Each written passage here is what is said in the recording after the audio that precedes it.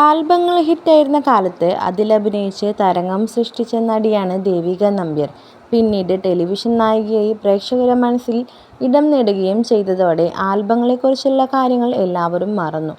ഇപ്പോൾ ഗായകൻ വിജയ് മാധവന്റെ ഭാര്യയായി കുടുംബിനിയായി ജീവിക്കുകയാണ്. ആഴ്ചകൾക്ക് മുൻപായിരുന്നു നടി രണ്ടാമതും ഒരു കുഞ്ഞിന് ജന്മം നൽകിയത്. കുഞ്ഞിന് നൽകിയ പേരിനെ ചൊല്ലി വലിയ വിമർശനങ്ങളും താരദമ്പതികൾക്ക് നേരിടേണ്ടി വന്നു. വിവാദങ്ങളെല്ലാം മറികടന്ന് സന്തോഷമായ ജീവിതത്തിലേക്ക് തിരികെ വന്നിരിക്കുകയാണ് ഇരുവരും. തങ്ങളുടെ യൂട്യൂബ് ചാനലിൽ പുതിയ ഒരു വീഡിയോ താരങ്ങൾ പങ്കുവെക്കുന്നു. ഒത്തിരി വർഷം മുൻപ് ഇരുവരും അഭിനയിച്ചതും പാടിയതുമായ ആൽബങ്ങളുടെ വിശേഷമാണ് പുതിയ വീഡിയോ. പഴയ കാര്യങ്ങൾ പറഞ്ഞ് പരസ്പരം റോസ്റ്റ് ചെയ്യുകയാണെന്നും ഇരുവരും സൂചിപ്പിക്കുന്നു.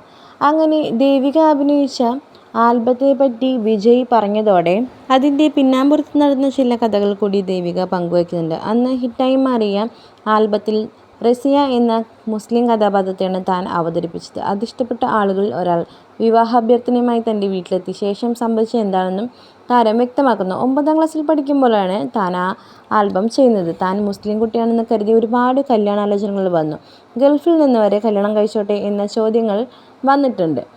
മറ്റൊരു ആരാധകൻ തന്നെ ഭയങ്കര ഇഷ്ടമായതിനെ തുടർന്ന് ദുബായിൽ നിന്ന് നല്ല മാലയും കമ്മലുമൊക്കെ വാങ്ങി വീട്ടിൽ വന്ന് പ്രപ്പോസ് ചെയ്തു. എവിടെ നിന്നോ ആ ഡ്രസ്സ് കണ്ടുപിടിച്ച് വീട്ടിലെത്തിയ അയാൾ അപ്പോഴാണ് താൻ ഹിന്ദു കുട്ടിയാണ് എന്നറിയുന്നത്. എങ്കിലും സമ്മാനം തനിക്ക് തന്നെ തന്നു.